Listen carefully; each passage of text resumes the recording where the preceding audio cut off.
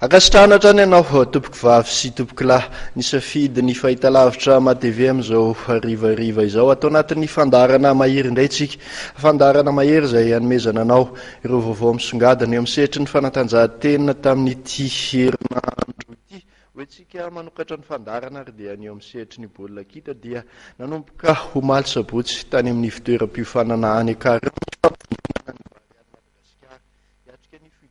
faharoan'ny fifanintsanan'ny andehanana any amin'ny sanina 7 tao any Kenya hikatrohany ekipa pirenena malagasy amin'ny ekipa pireneny Mozambika etsy amin'ny kianjan'i Mahamasina ny 9 Jolay izao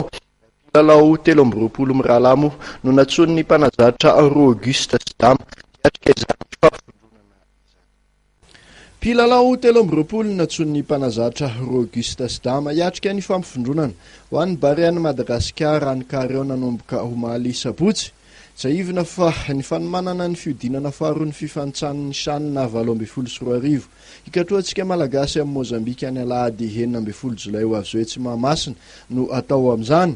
ny 12 amin'ireo mpilalao ireo dia niatrika ny kosa fa 17 natao tatsy Afrika Atsimo avokoa mpilalao 5 kosa ny vaovao dia amin'ny ampiantso atikazo ny tana formation asampy avril vodilaran'ny mama FC zenita vodilaran'ny jesaya tsiry hirakiraka avao amin'ny AS jet madar mota loha alaran'ny mama FC mariana faifaresin'ny Barea tamin'isa 4 anoray ity ekipa pireneny Mozambika ity nandritra ny andro faharan'ny fifanintsanana isambondra ny kosa fahafarany teo